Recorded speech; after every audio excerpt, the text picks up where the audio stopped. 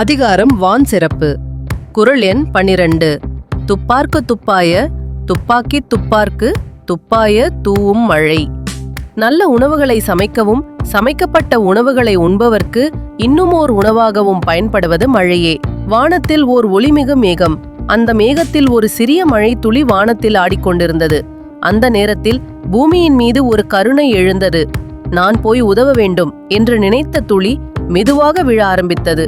வானத்திலிருந்து கீழே வந்த துளி ஒரு சிறிய பசுமை நிலத்தில் விழுந்தது.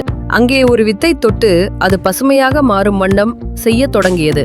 அந்த துளி வித்தில் சென்று அதை பருவமாக வளர வைத்தது.